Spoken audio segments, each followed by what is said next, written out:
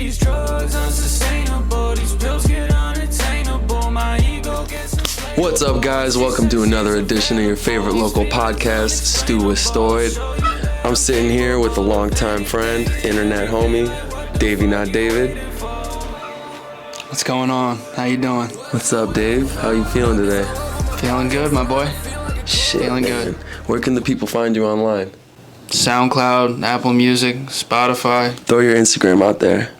Had to make a new Instagram. Haven't really been too active on it at all the past year. Who Shot Davey, right? Yeah, Who Shot Davey. One word. Here we go. Well, Dave, welcome back to Illinois. My buddy Dave, he's from Philly. He's a producer, songwriter, artist. A lot of you might know him from previous collabs, previous albums. Dave had his struggles in the past, dealing with a lot of different substances, different problems, if you hear about it in his music. He went to sober living for about a year. We haven't seen him in 2 years since I opened up for Toosii in June of 22 in Indiana. Before that, we were in Philly together, where we made 22 Broken Chrome Hearts. Before that, he was here 3 times in a row for shows, studio sessions, and just to hang out with the guys, you know, Scooter, Z-Stone, shout out all the OGs. So, let's talk about that, Dave, because me and E-Man haven't, you haven't told us the story, we haven't really heard about it. What led up to you having to go, and what led up to you being gone for so long, and how did the process go from, start to finish? Were you restricted from certain things at first? When did they decide, like, okay, you can have your phone and your sneaker? Because remember, you weren't able to call me for a certain amount of time, and then it was, I'm going to get my computer, and then it was, oh no, I can get a job, and eventually you were just kind of operating on your own day-to-day. Yeah, so I guess I should just start from the beginning, like where it all went down? We don't know. Yeah. Okay, so as many of you know, I enjoyed a lot of drugs. I like drugs, So, I mean, I was doing, at a young age, I was taking, shit like that, diagnosed with ADHD, and I guess when you start taking that shit at a young age, I think it does something to you that you don't realize, because you're still, we're still developing now technically, but your brain's really at a vulnerable state. Soaking it up at that time. Yeah, when you're that age, I was like 10 years old taking Adderall and shit. You're good now. You don't have any prescriptions now. I don't take anything. Wow. And yeah, so it started with that, but it wasn't like I was getting fucked up when I was a little kid, you know what I mean? I was taking it to actually get shit done because I was all over the place. But I guess as I got older, I started enjoying it, realizing that it was more, you could have fun with it, if you will. And, like any normal kid in high school, just smoking, drinking, doing some coke here and there, popping. I don't know if that's normal, but you know what I mean. You got your different groups in high school. Yeah, stereotypical bullshit. So I went to Westchester for 2 years. Didn't really do much but just party out there. In college? Yeah, in college. Did a lot of Xanax. That's when I really got hooked on Xanax. And I was making music the whole time, but I think it kind of gave me this... That's like What's Wrong Days, Candles. Yeah. That was like the start Scary of it. Sundays. Sunday Scaries. Yeah. That was a 1 week bender. So yeah, and I would just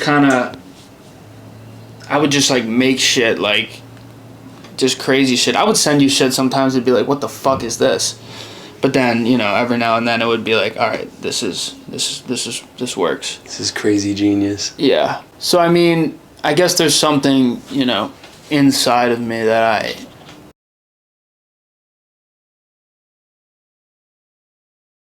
pause. There's something. I have something in me that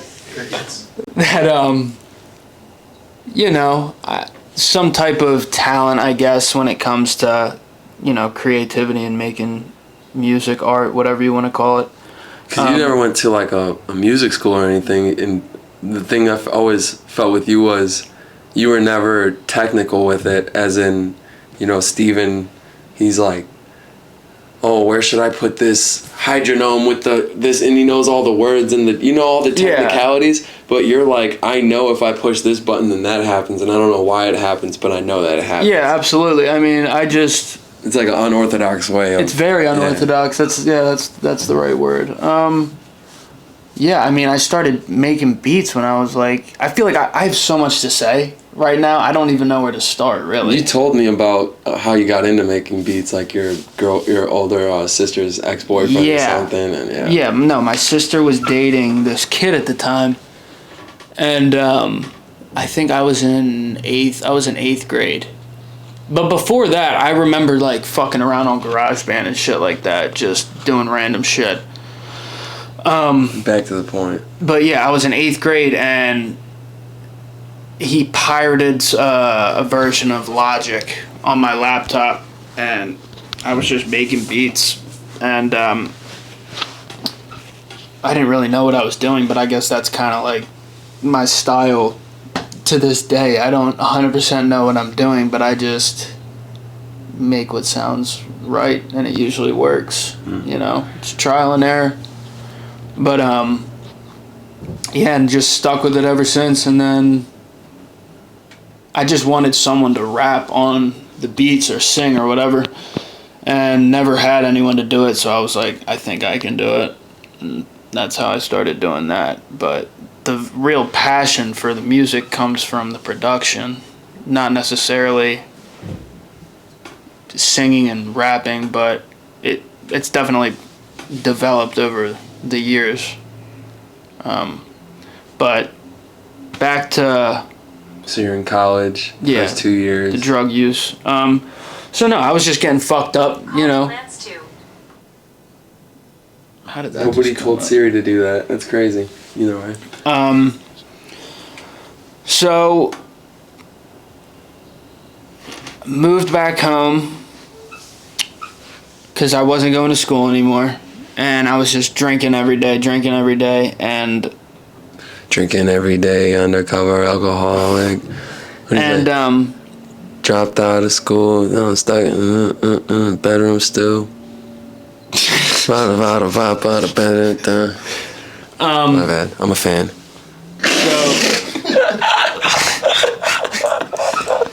So should I just talk about like how then you were, I mean, in the drugs and everything, mixing with heartbreak, and then you're with different people and you're going through things at a high tension level, and one thing led to another until the point where you were doing extreme shit. And that's pretty much to the point where I'm trying to figure out, because I'm up to date all the way through that, right? And you just pretty much gave a pretty quick summary up until right before you went.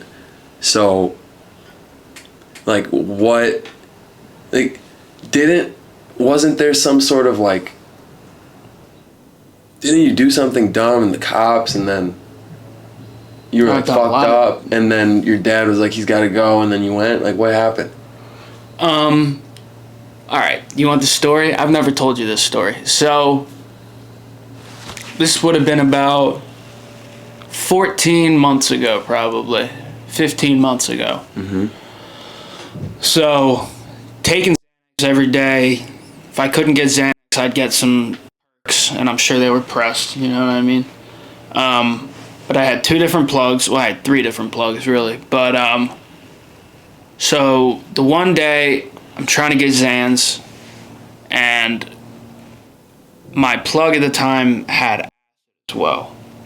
So I was like, all right, I'll get some ass. And I was hitting whips like crazy at this point, you know what I mean? And smoking weed every day, but that's bird food compared to what I was doing, you know? So,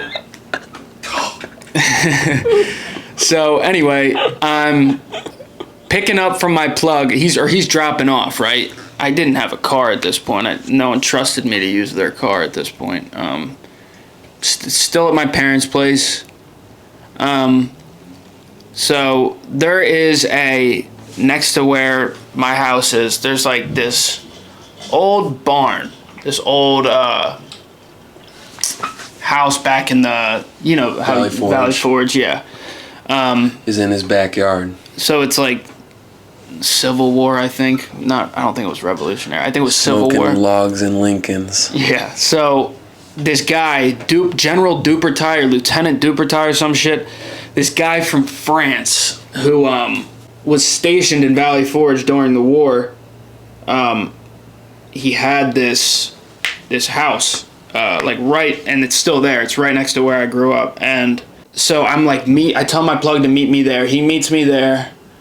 And so let me backtrack a little bit. I was like, you know me, like I'll get really into something, like really obsessed with something.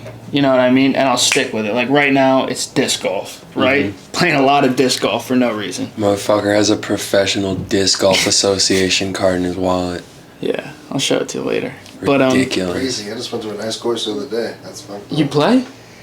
Or shooting. I was at a course, but no, I have played, but I'm not that good. It's hard. If I'm pretty good at it. You're raw. Like, yeah, that's just tough. I'm pretty decent at it. You know what I mean? I wish I could throw farther, but so I was watching videos on owls, right? Just tons of owl videos, like obsessing over owls.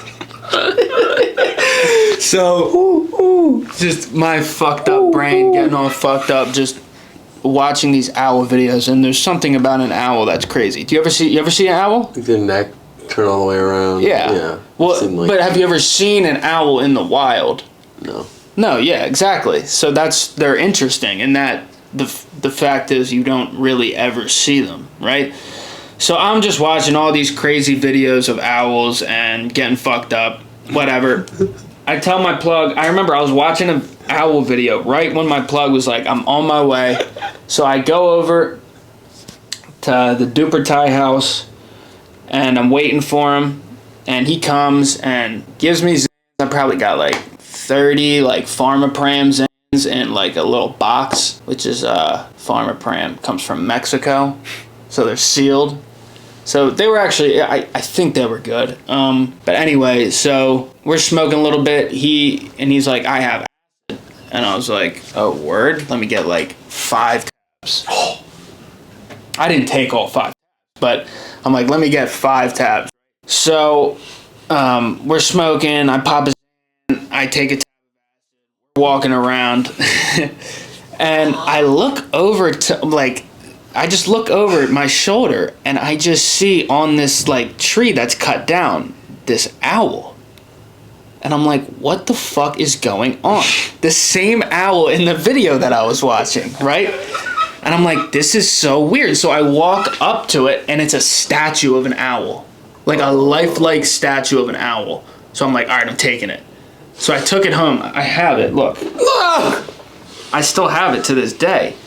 So... isn't that a sick statue, dude? Right? That was just sitting on a log as I'm tripping.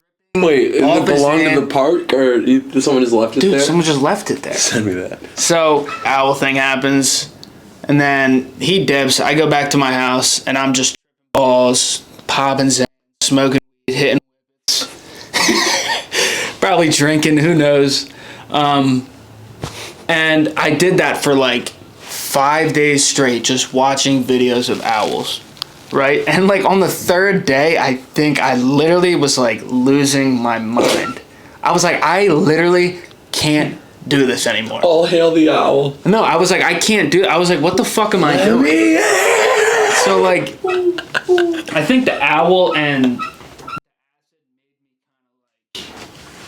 it made me have a realization, like, what the fuck am I doing right now?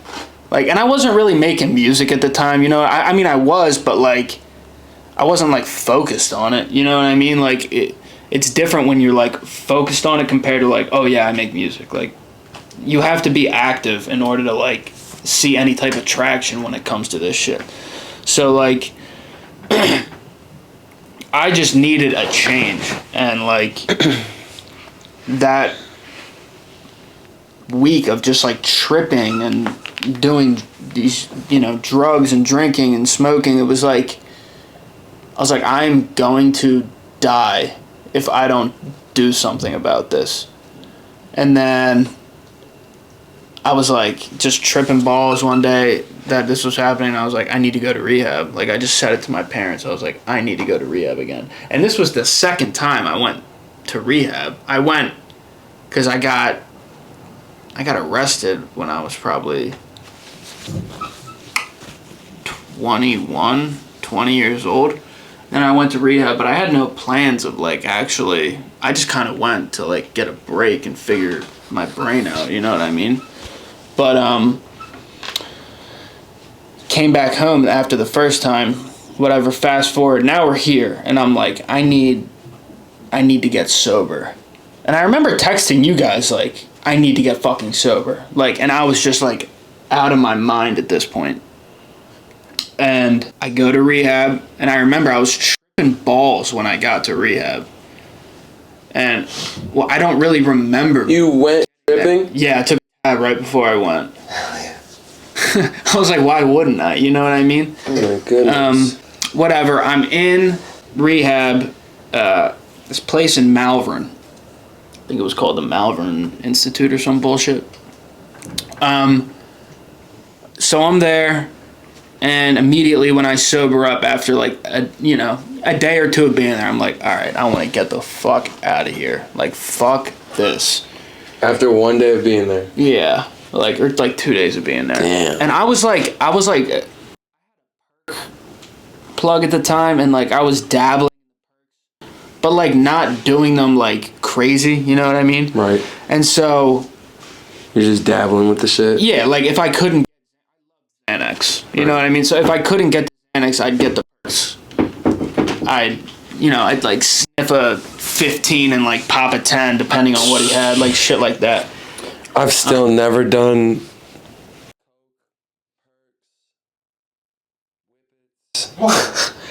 Never.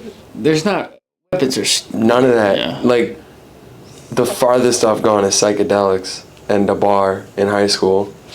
I mean, yeah, you know, I sipped a fair amount of lean.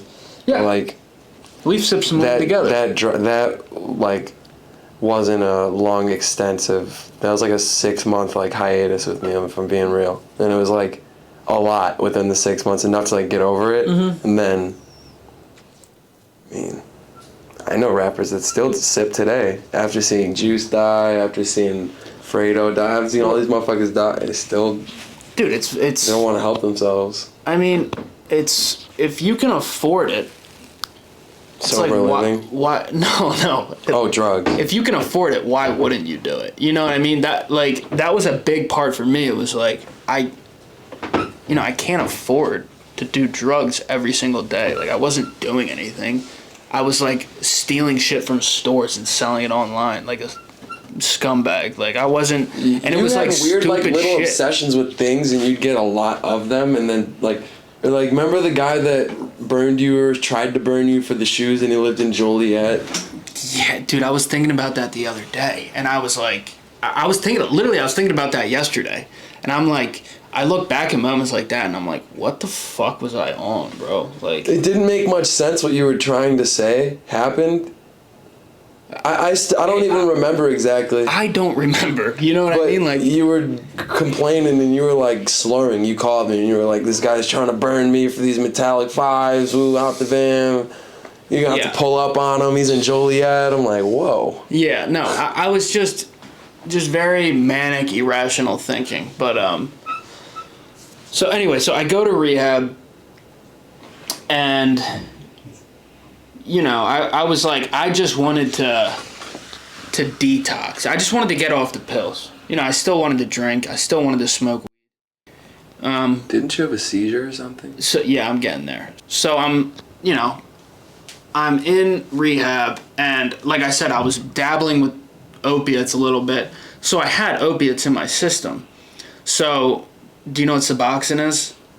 Suboxone is a form of opiate that they give you to get off of opiates, which is kind of counterintuitive when you think about it. It's like gets you addicted to something else instead of what you were already addicted to. It's just trading one addiction for the other. But I guess it's a healthier alternative for some people. I wasn't shoving a needle in my arm, but I basically was, metaphorically, you know what I mean? Like with all the drugs I was doing. So I was like, let me get on Suboxone, because in my brain I'm like, oh, I can get high off of it, But like I didn't really need it. So it's a strip, right? And that you put it under your tongue and let it sit there for like 15 minutes, and then it feels like a perk a little bit, or like, an ox, but like just a little bit, because like after like the second day of using it, it just kind of, it's like a zen. It stopped burning. Yeah, exactly. That's a great analogy. Yeah. So I remember like being in rehab, like going to these bullshit groups, you got to get your blood taken, all this shit, and I was just like nodding off, like literally all the time, and I couldn't sleep. I couldn't sleep at all. But nodding off. Yeah, exactly. It was really weird. Like I felt like I was going to die every time I tried to close my eyes, but I would be nodding off like crazy, like, and I'd like catch myself, act like I was good, and then the one day, it's probably like 10 o'clock at night, it's probably like 10 o'clock at night. I don't remember it. I guess I was about to fall asleep. They said I like had a seizure. I hit my head, and I don't remember anything, but they took me to the hospital in an ambulance, and I get to the hospital, my parents show up, and I'm like, just being I don't want to say bad words, but you know what I want to say. You can bleep it out, you can say it. I was being you know what I mean? That's a bad word. But, you show up to the hospital. I get to the hospital, and I'm just like hallucinating, basically. Yeah, I'm in there, and I really don't know what's happening, but from what my dad says and my mom, they said I was just not making any sense, just saying random things, like trying to get up and leave, like just being crazy. And they were like thinking about like putting me like into a coma, like a induced coma, and like all this shit. And I just remember like probably like 3 days in, it was like all of a sudden I was just like normal. And I'm like, why am I here? You know what I mean? Damn. And they explained to me what happened, and I was confused, and I was just like, I just want to go home at this point. I was in rehab for like 2 weeks before that. At that point, I was like, I just want to fucking go home. Like, get me out of here. And so I don't like talking about the whole sober living thing, because it's like, it's kind of embarrassing, you know what I mean? But like I'll talk about it, but it's like I wish I didn't have to go through that experience. Yeah, to learn the lesson. Yeah, like why the fuck did I have to do all that? But like, it made me a better person in the sense that I'm healthier, I'm not insane. I just think differently than I did a year ago, But so my parents had a place like lined up for me basically to go. And should I plug the name? I don't want to do that. Yo, shout out. yeah, right. Hey, Sit that right here for me. My boy Johnny up at. Sit that right here for me real quick. But so anyway, so they had a place lined up for me to go, they're like, you're not coming home. You know, I just wanted to go home. In all honesty.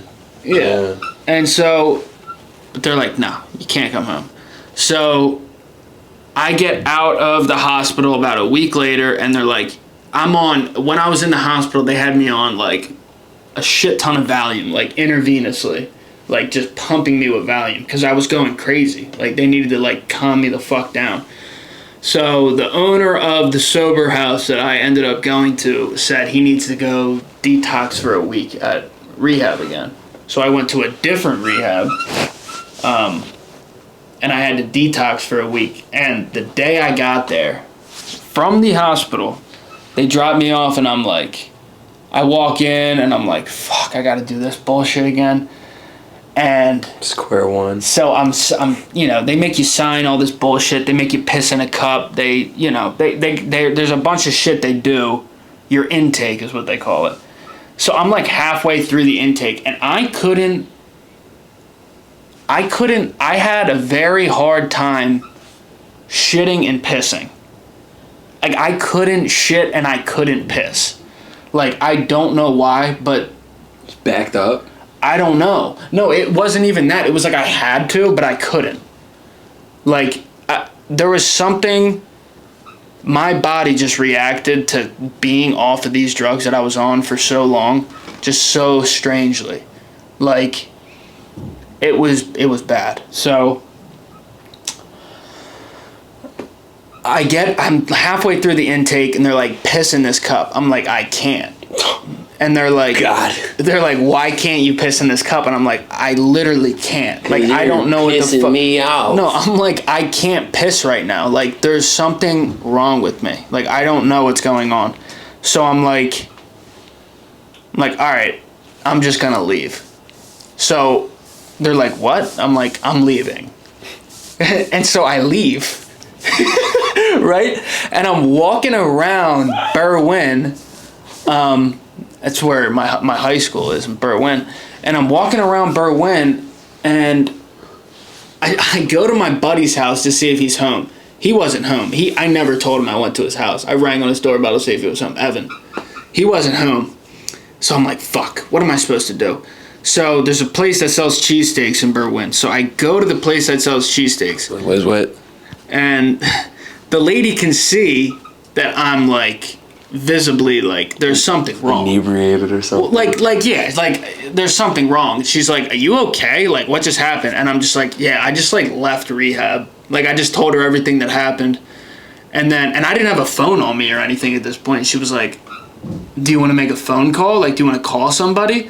I was like, yeah.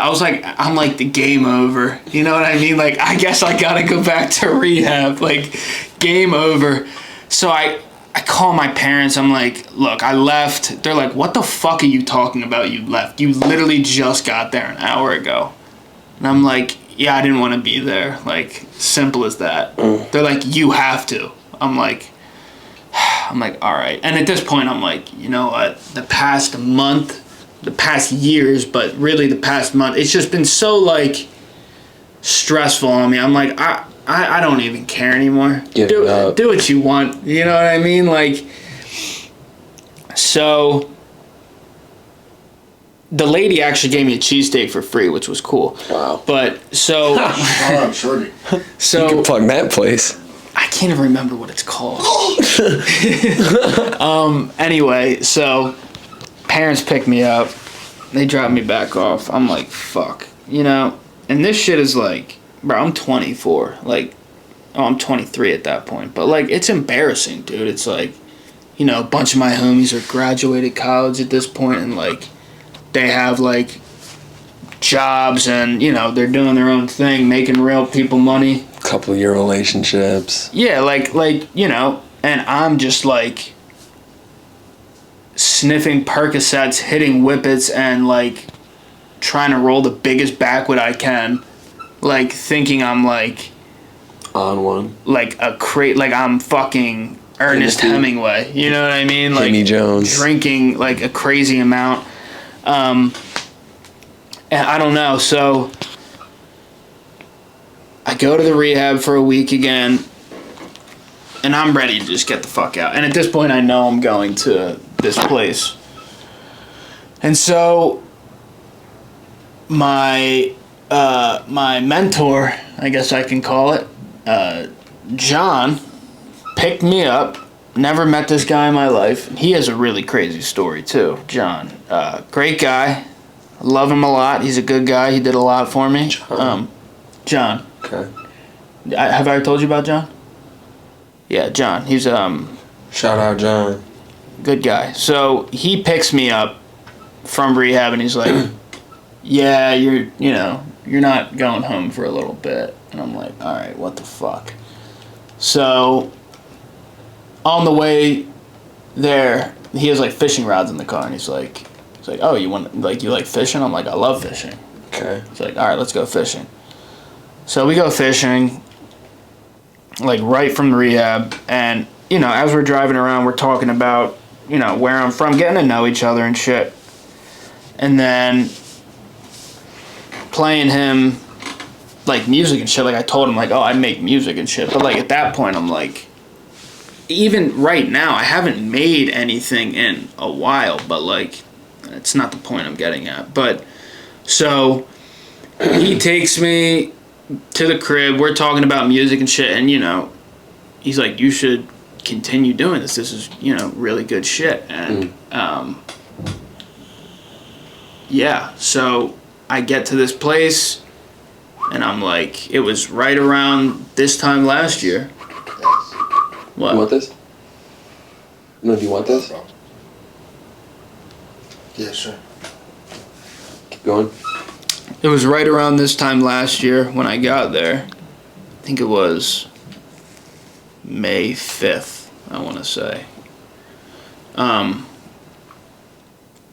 And I thought I was only going to be there for like 3 months, dude. You gotta say that on stage later. This week, 1 year ago, like, I was fucked up. Yeah, I was out of my mind. Stand here and do this show for y'all is crazy. Well, I mean, that's the truth of the matter is, like, I wouldn't have, half the things that I have today. Like, look, there's still relationships out there that I hope I can mend one day. Absolutely.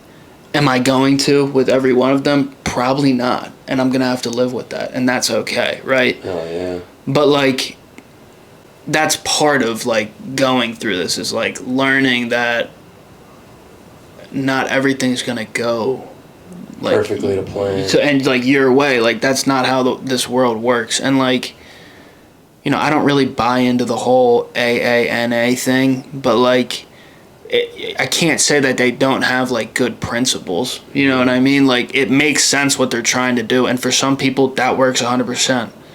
That's not really what worked for me. It was more like I had to just kind of do it. And like the biggest thing for me is like when I was there, it's like the first like 3 months I was there, I was like, I just felt like I needed to get the fuck out. Like I hate this. Like I don't like these fucking people.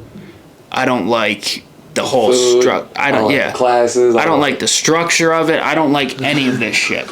His hair, whack. His gear, whack. His jewelry, whack. His foot stance, whack. The way that he talks, whack. The way that he doesn't even like to smile, whack. So I'm Your like, clothes, whack. Your shoes, whack. Me, I'm tight as fuck. where was I? Oh yeah, like one of the biggest things I learned from being there was like the first 3 months I'd just be sitting there and be like, I need to get out of here. I feel awful. Like I just felt like this like feeling in your chest where it's like you want to explode, but like there's nothing you can do about it. And I think like sitting with that feeling for so long and then learning how to just sit with that, like it trains you in a weird way that your brain, I guess it benefits from it in the long run, because now it's like, I'm not in that predicament anymore. So it's like I don't feel like that, but if I do feel like that, I know what to do. instead of like go and get super fucked up or like do some dumb shit to somebody, like text someone out of the blue like fuck you, like leaving voicemails. Yeah, and bullshit, like yeah. bullshit that like I should have never done in the first place. And like that was the biggest takeaway for me, is like learning how to have that discomfort and sit with it and like be okay with that. That's what I was trying to teach my brother Kyle, dude, because he's not comfortable being uncomfortable, first off, and he also has no structure, or like he doesn't understand that when you don't have a busy schedule or something going on with like your day or something to look forward to or have something to keep your mind busy on, then you get like micro anger, like with like I'm gonna say something really stupid. I'm not gonna say it. I'll try to think of a smaller analogy here than that. Like I was gonna say something political. Though, like I don't know. You get upset that your car's not clean because it. You know what I mean? Because there's a little dirt, or you scratch the tint on your window in the back, and now you're freaking out because you gotta go and replace it. It's not the end of the fucking world. You know what I'm saying? Like Yep. Like, and if you had something like structured to your day to go about that, you wouldn't be so fixated. You wouldn't be so fixated on the fact that your window's missing tint, or that your mom asked you to shower, in his case, and clean your room. Yeah, like you and have other causes things them to to worry freak about. the fuck out. You know what I mean? Yeah, and like, that's what I got from this past year, is like I have a structure. It's not like I'm waking up at the same time every day Right. and like doing that shit. But like, I got a job. Do I like it? No. But like, it's better than sitting around and doing nothing. because who the fuck are you gonna link with? Everyone else is working and busy, dude. Yeah, you know what like, I mean? it Like, doesn't- You're not 16, 17. Like, dude, we used to sit at scooters 7, 8 deep, roll up all my pack all day and just chill, bro. We ain't have nothing better to do. Nowhere to be. Yeah. Talk about our problems, talk about whatever, bro. But like, when we got older, obviously shit happened. People went through shit, as you saw with Scooter, and I mean, shit, he overcame that, as we were talking about the other day. We're about to fucking link with his ass. I mean, I never thought that would happen. And then the guys later, everybody that's gonna be in the room together tonight, as far as Z-Stoned, Drew, Lance, Mike, fuck, Max was gonna buy a ticket. Like Drew, like, and me, and I even hit up Fitz, but he didn't answer. But you get the point. been a minute. That's OG. When's the last time? I have goosebumps right now thinking about that. Look, dude, when's the last time that group of people has been in the same building or room? 6 years, 7 years. Like, that's picture worthy. You know what I'm saying, 100%. dude? It's ridiculous. You know what I'm like, and that this motherfucker pulled that off with just himself, and I mean, I guess spread of word and the grace of them wanting to. I mean, here we all are. And overcoming all those struggles, adversities, learning what you have to do. That's what it's all about. And like, I was blessed to have the situation I had, to be able, to do everything that I did while I was struggling. But I'm no better than y'all. You know what I mean? I wanted to kill myself at the same time. You know what I mean? I just took everything with a grain of salt and got pushed to an extent where I was living in my car and had no other option. That's what it took for me. You're right. AA wouldn't have worked for me. No. Sober living wouldn't have done anything good for me. Like, it took being pushed out of everywhere when I've extended all my options, lived at Mike's for 6 months, done everything I've had to do, hit my ass on the ground, and do what I have to do, and take the crutches that are offered to me. And by the grace of God, I go from $1,000 vehicle that barely runs to a $300,000 property that we're sitting in filming a podcast. So you can fucking do it too. That's the point. RMRP family, what up? We had a merch drop this week. RMRP shorts, Justoid shirt. Get with the program. We got new designs, new merch, all on Justoid.com. We'll be back in Joliet, attacking the Forge, opening up for Fredo Bang on his Yes I'm Sad tour. You can catch me and DJ Sosa doing our thing up there. June 15th, Summer Smash Weekend. That's a Saturday. We'll be opening up for Bone Thugs and Harmony in Aurora, Illinois at the Piazza. You can get your tickets at the link in my bio on my Instagram. Use code RMRP for $5 off at checkout. You could also get those tickets from me physically, Emmanuel, or anybody on the RMRP team. I'd like to give a huge thanks to my very good friend, Davey Not David, for joining me on this amazing, best yet episode of Justoid. I'll probably be doing a part 2. Look out for that. Where can these people find you on social media and platforms if they want to listen to your music, Dave? Find me on all platforms: SoundCloud, Apple Music, Spotify. Davey Not David. 3 words. Davey Not Not David, baby. Instagram at Justoid Davey. Trying to rebuild my social Yes, media sir. following a little bit. Go follow my boy on Instagram at Justoid Davey. And from the whole Stoid and RMRP team, stay up, stay blessed, and stay safe. Peace. I'ma treat you like a child if I hear you start complaining. Richer than your favorite fucking rapper, read about it. So far about the way you couldn't even see about it. Don't let me in your crib, I'm bound to blow some tree about it.